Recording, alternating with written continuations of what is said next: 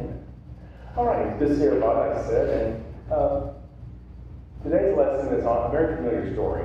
It's the woman at the well, the Samaritan woman, and it talks about conversations. Let me ask throw out a question to you. Can you remember a time when you had a strange or awkward conversation with somebody? As a teacher, I've been in it. And sometimes it's some of the most uncomfortable conversations is telling your parent that either A, you have to get we like to have your kid tested for certain programs, or B, like to keep it back for a year. Those are not always good conversations. Some are very acceptable, and some are kind of like you do the back rile up. And it's not easy, and try to do the best you can. But in the long run, you have to do what the parents want. But anyway, it's not a good conversation at times. But you have to have some. Anybody else? Can you remember a conversation that's not going to be specific, like names, but you have to let somebody go. Oh, you did that? Ooh, Miss Pink Slip. Ooh, not easy, is it? Did you leave the door quick? No, it's not an easy job, boy, I tell you. We had one teacher we had to let go. I don't think it was handled right. It was right outside my class door, and she was screaming and hollering and crying, and the door was open, and I'm sitting there, and you know what? And it was not. That was not a good conversation or results. Bad place to do that. Not good. Anybody else? I don't know if y'all been following this little baby named Charlie, but it's on the news now. They live in Mount Washington, and the little baby's a year old, and they're saying now that it's had cancer, been treated off and on. Sweet family, but anyway, they interviewed the family, and the little girl was saying, didn't interview the little girl, they interviewed the family. But what I'm saying is they're saying the doctor's saying now that it has an inoperable tumor. They let the baby go home for its first birthday, and they say the baby won't be able to live another year. And the heartbreak, I think, of all that, and I think the doctors, how they have to tell the family about this. You know, we don't realize how these professional people have to deal with such heartbreaking situations. And my point is, I think that we don't know on a daily basis the hard things people are having to deal with. Yeah. It's hard to talk about. Some people can, some people just don't. Yeah. And like with Roger, his wife said when he came back from cancer, she said, well, how long? He said, a couple days, 2 weeks, maybe months, and in 2 weeks he was gone. And she's like, that had to be a hard conversation. And you know, you think what doctors do, I don't think, they may act like it has to hurt. Oh, it hurts. You know it does. Anybody else? You know, when we think about conversation, sometimes there's people we like to talk to. We enjoy talking to them. Sometimes they lift you up, or just pleasant. I have a friend in Texas that when we get together and call on the phone, it's our. You know, we just enjoy talking to each other. We've known each other since high school, and we keep thinking, how will they be able to meet? Or how did they ever, high school, I can't remember. We shared some classes. And that was it. We didn't go to elementary school together or junior high, but we just had good conversations. And we had serious conversations, fun conversations. We laughed, we, shared some things. And it was kind of those are kind of good conversations to have. You know, it's nice to have those kind of people that you can talk to, that you can share those times that, that are hurting. How many of you have someone that you can just call up and say, I really just like to talk? Anybody? That's right. You have someone that you can just do that with. They have to be a good listener. Yeah. I'm not a very good listener. Sure. I'm surprised how to hear people so good. I mean, really, I have a hard time, listening to people sometimes. Yeah. Well, it's not too late. I talk to my mom every week on the telephone for an hour, it's about the same conversation every week, so I've gotten better at being a listener. I mean, really, you guys, somebody who really can listen. Yeah. and wants to hear you say something. That's true. Yeah, there's some guy that used to call them, they're the awkward moments of silence. I think you know what I was going to talk about. And they're like, and it's like, say something.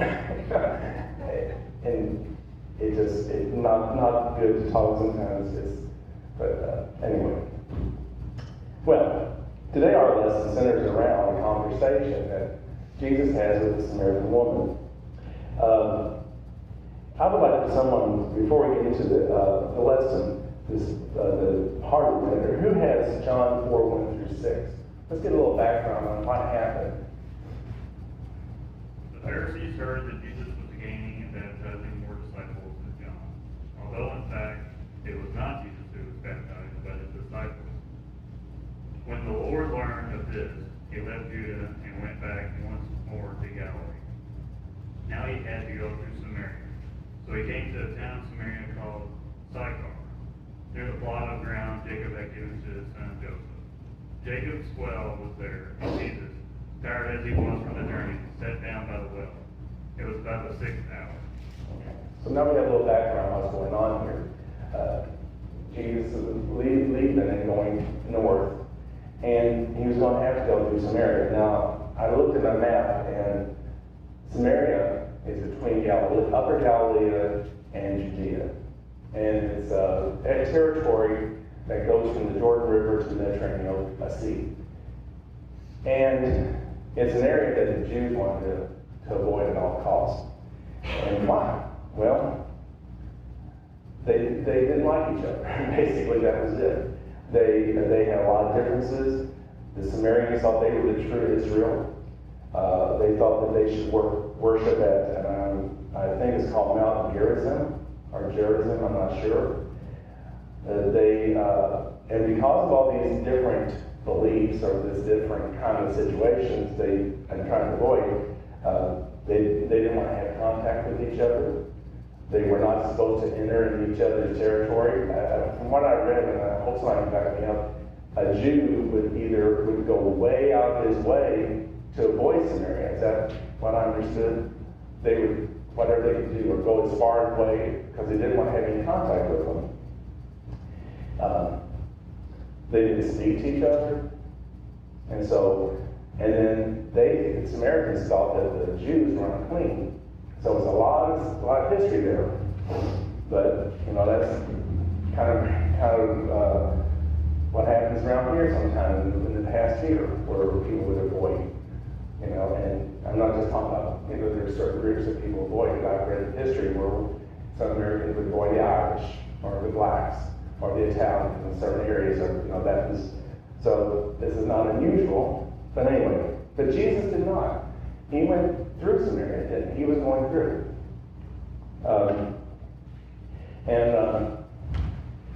As we get through it, so we have the situation. He's walking through, and he stops at Sychar, I guess that's how you pronounce it. And of course, it's a time. And so we're going to look at this lesson in various sections here. First of all, let's look at John 4, 7 through 9. Let's see what happens next. This should be familiar. Let's see if we can get something really different, some kind of other things. When a Samaritan woman came to draw water, Jesus said to her, "Will you give me a drink?" His disciples had gone to the town to buy food.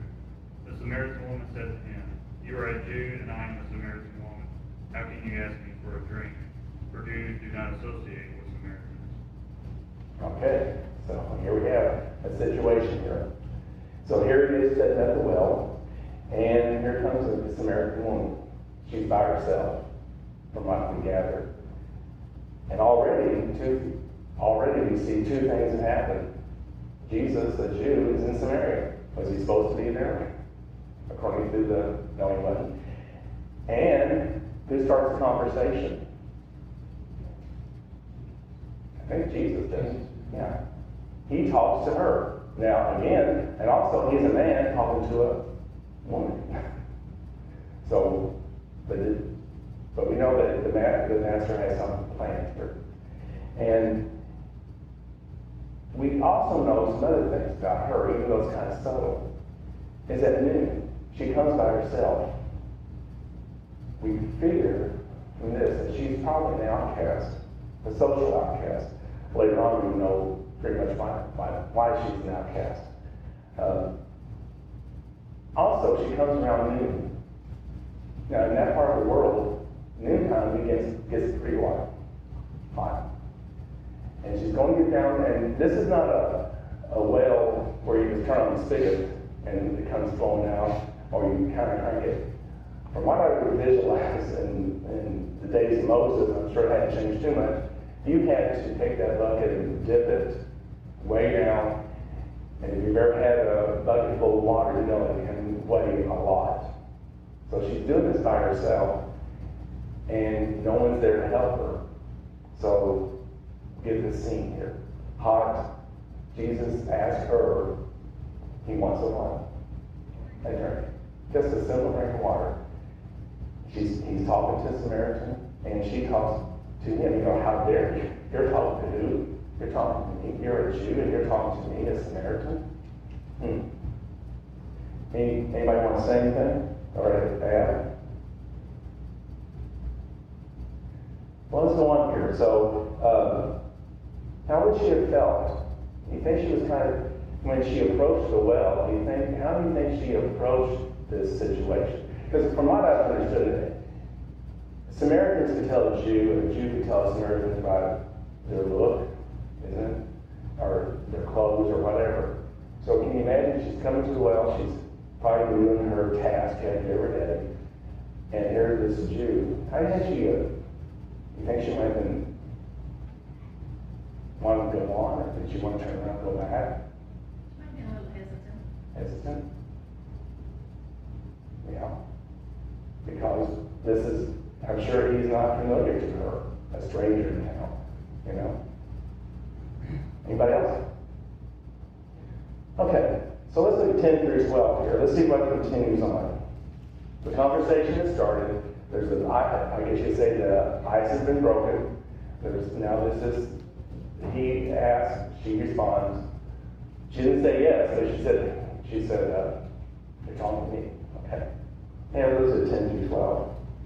Jesus answered and said unto her, If thou knewest the gift of God, who is it that saith to thee, Give me the drink, thou wouldst have asked of him, and he would have given thee living water. The woman saith unto him, Sir, thou hast nothing to draw with, and the well is deep. From whence then hast thou that living water? Art thou greater than our father Jacob, which gave us the well and drank thereof himself, and his children, and his cattle? Okay, so here we have a conversation continues. A nice little conversation between the two. And he talks about something that probably she's never heard of, a phrase called what? He said, you want what? I've got what? Living water. Living water. Well, we all know, since we were kids, we have to have water every day. Water. Water is the life. I don't know how many days you can live without water. Is it 3 days? 3 days, yeah. You can live longer without food than you can without water. But for 3 days, you can kind of survive. But after a while, after the second day, you can really be in deep trouble. But he's talking about living water. A stranger talking about living water. You think that piqued your interest? She didn't comprehend exactly what he was saying anyway. No. She was more concerned about the fact that you didn't have to wait to get the water out of there. Yeah. How you gonna give me any kind of water? Yeah. Yeah, and he calls it a gift of God, this living water.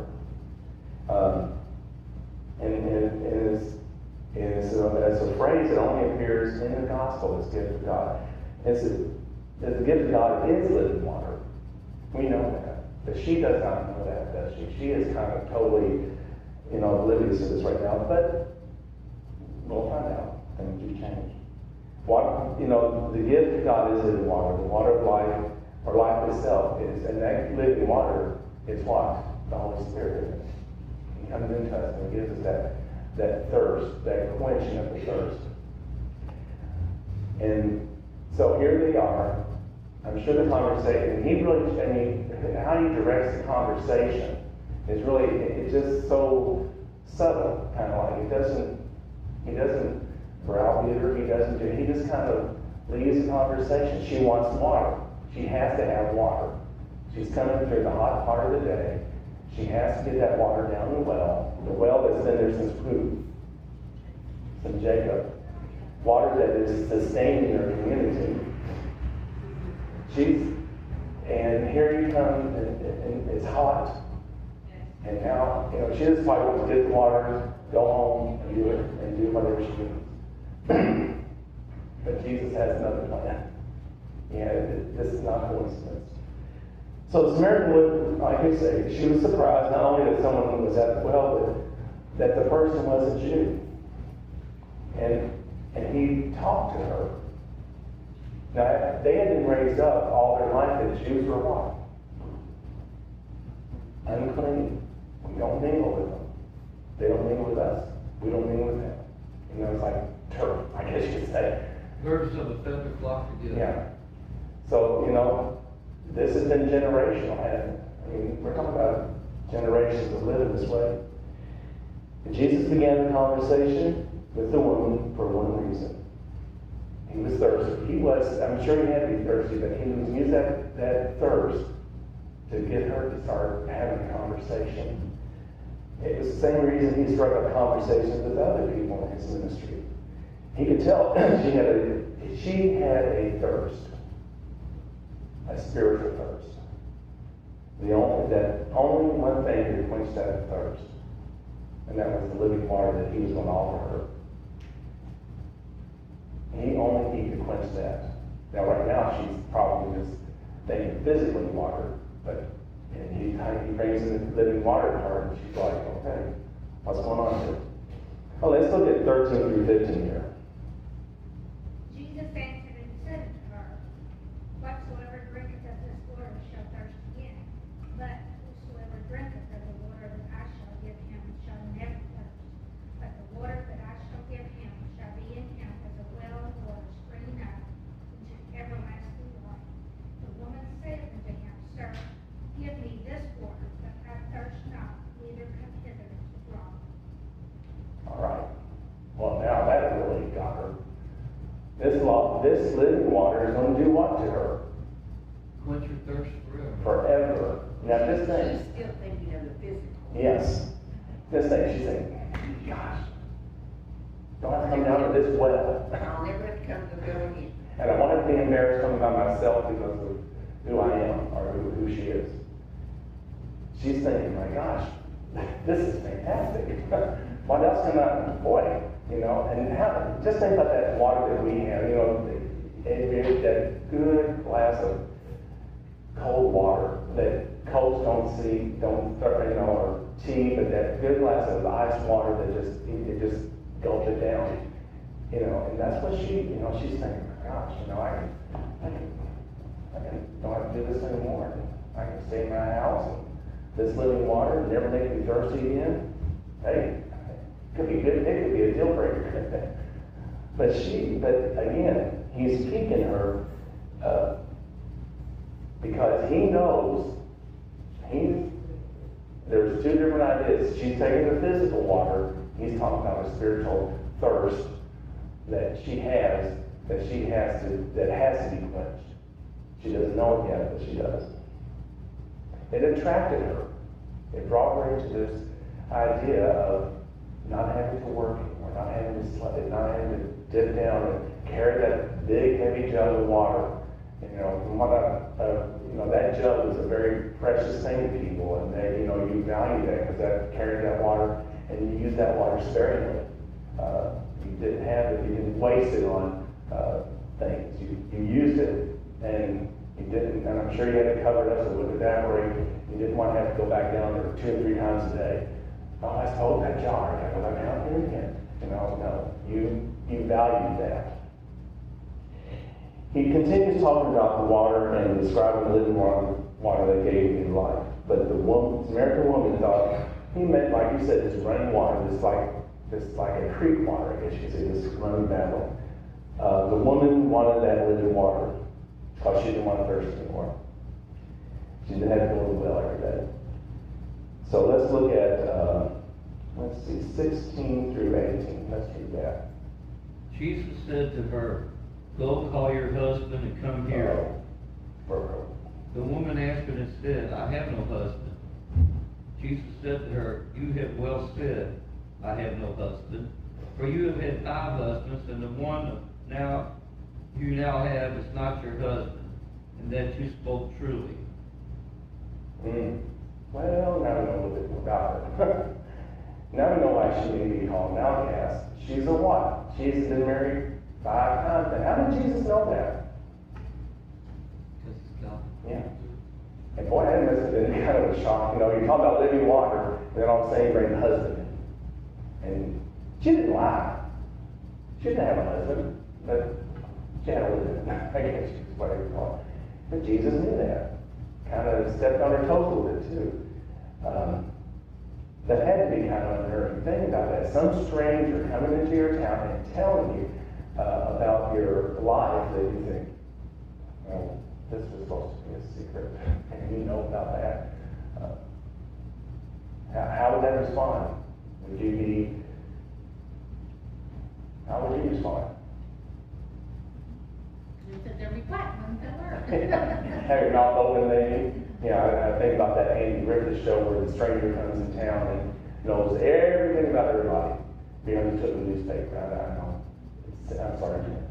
But he knows everybody about the twins, how you tell the twins apart, how he's going to buy Wally's gas station, and all like that. Because everybody gets unnerving, they think he's from the Twilight Zone, And but it is kind of unnerving. People think, how did you? I've done that with people when I was working at Hallmark. I saw a classmate of mine, and we didn't know each other, but I knew her. And I said, "Oh, Paulette," and she goes, "How do you know my name?" Well, we went to school together. I'm sorry to scare you, but it does unnerve you. And it had to unnerve her, because here she was. You think she was? What was she doing in Israel in these 5 husbands and now they're living? What was she trying to do? What was she seeking? Happiness. A relationship that worked. Now, the 5 husbands, did they die? Maybe. Maybe not. Maybe she just got tired. Or maybe they got tired of her. Who knows? But we know that she's been married 5 times. She was seeking something in her life, a physical something that was going to make her happy.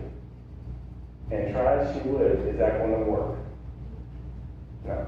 It's not going to make her fulfilled. It's not going to give her that peace, that living, that's going to help her. Let's look at verse 19. Okay. The woman said to him, "Sir, I perceive that you are a prophet." Yeah. What else could you? Yeah, here she is. I mean, we've gone from being thirsty to talking about living water, and now we're talking about her personal life. Boy, in a matter of just minutes. And She had no perception who he was until he said something that no stranger would know. Yeah. Yeah, it's like saying, how could you know that? I don't even know you. Yeah. How did you get I'm sure it had to be unnerving, and then had to kind of stop and think, what? And she had to stay. And she could have gone off and run off and, dropped her jug and gone off and, and said, "This is too weird." But it did something to her, living water. Something kept her there. It wasn't just his knowledge of her. There was something that kept her from running away. Because my inclination would be, I'm getting out of here. This is too uneasy. I don't know about you all, but would you all stay, or would you? I don't know. There's nobody else around. There's just these 2 people. He knows. And they would remember that the Holy Spirit was there. Mm-hmm. He was working on it one little by little. I just keep thinking in today's world, not that I'm living a life like that, but if I were out at the well and someone that I had no clue came up to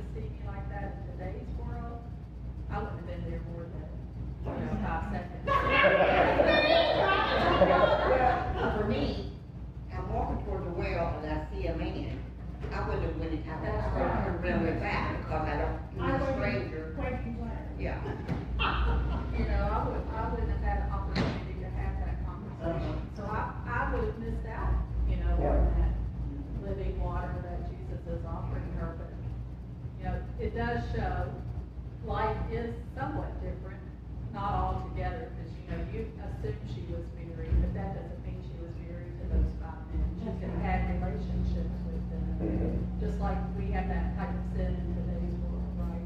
So some things are not really any different. And it also tells me not only was she seeking happiness, like Laura said, she's seeking answers. Right. Like, why am I so miserable? You know, like today's world. Right. They're seeking answers, and they go to things that don't solve the problem. Just like she was, right? Right. Relationships Exactly. that weren't really helping her any. Yeah.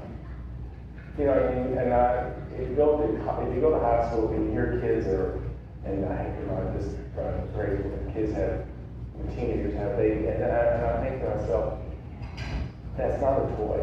But you're seeking something. Yeah. You know, there's something missing in your life. And my heart aches for them because it said, you know, you can't put that back to Walmart and say, I want to return this. It didn't work. You know, you've got that child there at 18 and 20, and it just breaks my heart when I hear these. Because there's some people are seeking something, and when they're seeking some kind of satisfaction either through relationships or through possessions or through whatever, traveling, it doesn't. People try to seek something, and that's temporary. But what Jesus is trying to show her, and eventually will, that what I'm going to give you is eternal, something that cannot be bought. You cannot. It can't. But it's very simple. In fact, that all you have to do is ask Him. Okay, let's look at 20 through 23. 20 through 23? Mm-hmm. Our fathers worshipped on this mountain, and you Jews say that in Jerusalem is the place where one ought to worship. And Jesus said to her, Woman, believe me, the hour is coming when you will neither on this mountain nor in Jerusalem worship the Father. You worship what you do not know. We know what we worship, for salvation is of the Jews. But the hour is coming, and now is, when the true worshipers will worship the Father in spirit and truth. For the Father is seeking such worship, for such who worship Him. Well, now we get a little glimpse into her. She has some kind of religious background. She knows about worship, and she brings that to Him. Now, why does she do that? Why does she bring that? Maybe to justify her lifestyle, or her presence there. He was questioning her whole upbringing as far as being a Samaritan, because they really believed that's where they should be worshiping. Mm-hmm. That was a sacred place. Yeah. But he was a place. Mm-hmm. Yes. And I think that's why and then he drove that home when he said, "This one, it's not the place where you worship. It's where it's in you. It's in your heart. That's the true worship. It's not going to Mount Gerizim or anything. True worship is going to be, and it's going to be in your heart." And then he said, "You all think you have it, but salvation is going to come through the Jews. This group of people that they don't get along." Now that had to be kind of, Yeah, I'm shocked. yeah. You know, I mean, that kind of shut down generally what she had been taught. We know she had been taught some about worship. And let's continue. Let's see, where are we? We read 23. Anybody else want to add anything to 23 or anything about that? So really now they're getting to the crux of the matter here. Now he's showing her, or he's telling her, and I can imagine his voice is very calming. It wasn't raised. It was just a very normal back and forth conversation. And he words, his mannerisms, I'm sure it all just calmed her, and then at the same time created a give and take here. I'm gonna say, and then Jesus comes back and says this. Anybody have anything to add? I think it wasn't even about the place, or even about their heritage, whether they're Samaritan or Jew. He was trying to get across to her it was much more than that. Yeah. Much more than that. Yeah, it's not just, you can't, Mount Garrison's a pretty place.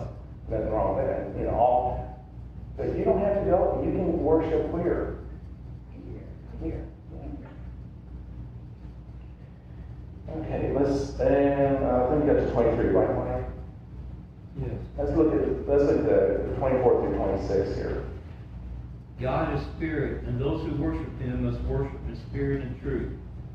The woman said to him, I know that Messiah is coming, who is called Christ. And when he comes, he will tell us all things.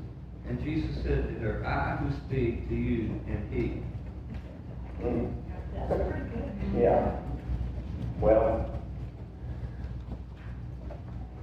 what happened?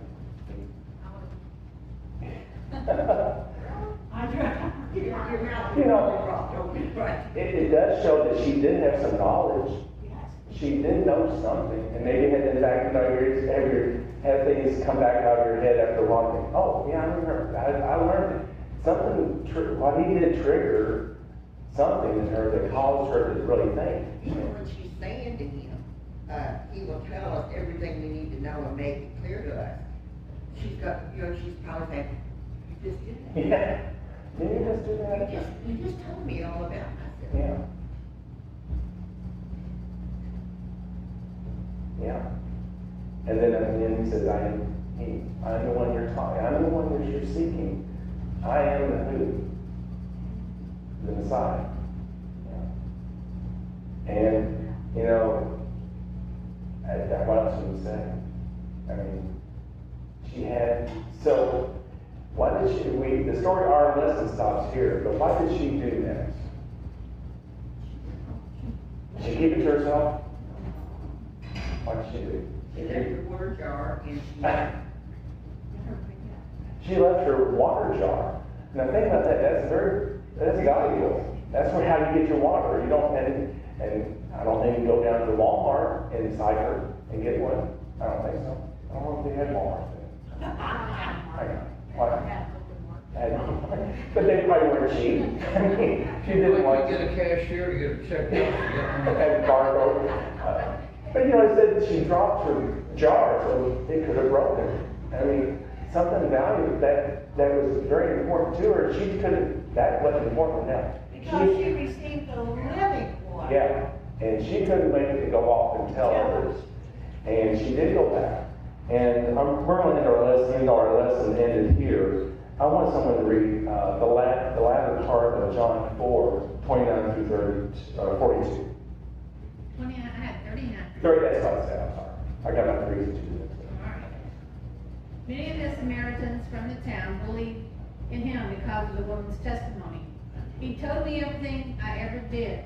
So when the Samaritan came to him, they urged him to stay with him. And he stayed for 2 days. And because of his words, many more became believers.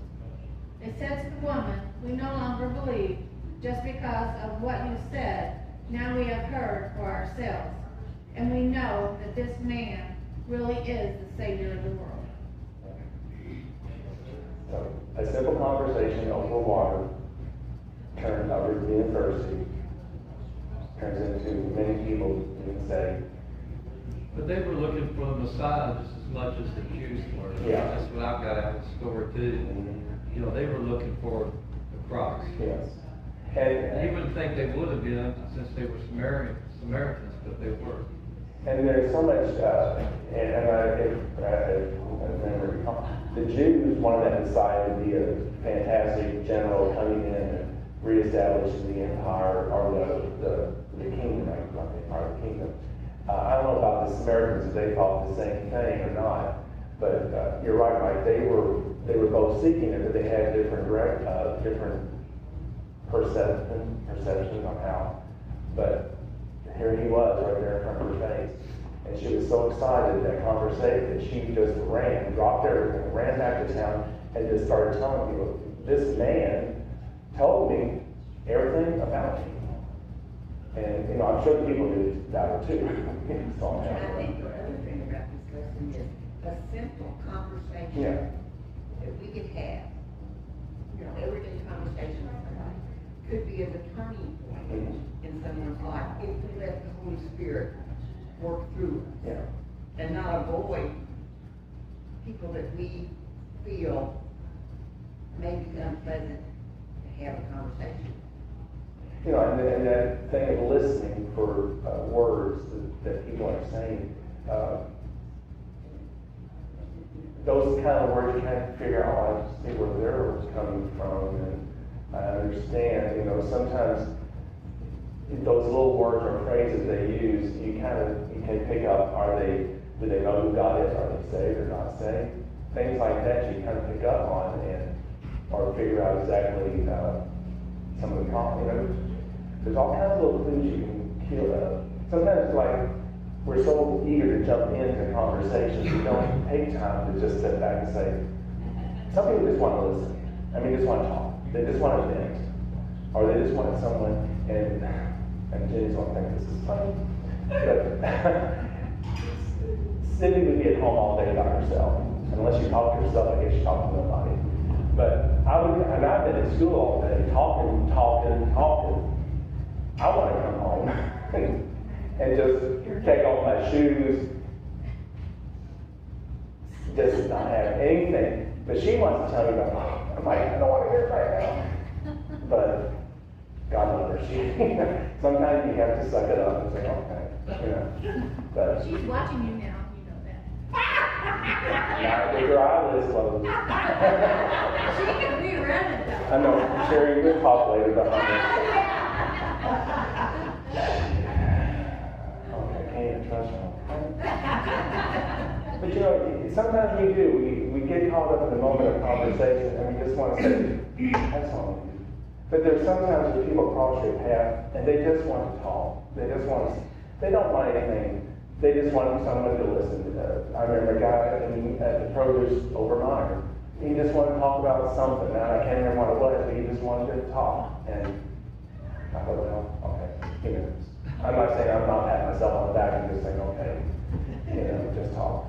You know, people come up to you for any reason. Start a conversation on anything.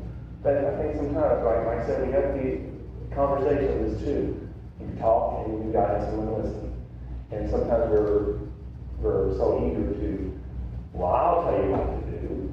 And sometimes they don't want you to tell them what to do. They just want to, what? Just listen. Just be heard. You know, because sometimes I think the kids at school, sometimes they don't have the opportunity just to talk. And I'm going to get started on that's when I have this ball. But this is to talk. Kids, you know, listen. Okay. Anybody else have anything you want to say about it? One thing I noticed that the disciples, they didn't question God or Jesus. Why did you do that? Why did you talk to her? They didn't ask any questions to him. Why? But yet, in their heart and mind, they marveled. They couldn't. Why did you talk to her? You know. Yeah. And that, what you just said, many times people talk to us. They're seeking answers for a problem they may be having to deal with. I tell my kids every day, every time we go out, we don't know what people are dealing with. They won't tell you, but people are struggling emotionally. Yeah. And but they might have a smile on their face and they'll tell you something funny, but in their heart, like this lady at the well, she was seeking. And the disciples never questioned the Lord. They just said, he talked to her, you know. But my point is, I think that sometimes when we're with people, neighbors, friends, church people, even every one of us sitting in here has something on our heart that we just talk to the Lord about. And you know, I think it's good that people have, such as you, go to Myers, and they will just stand and listen. That God just needed to release that.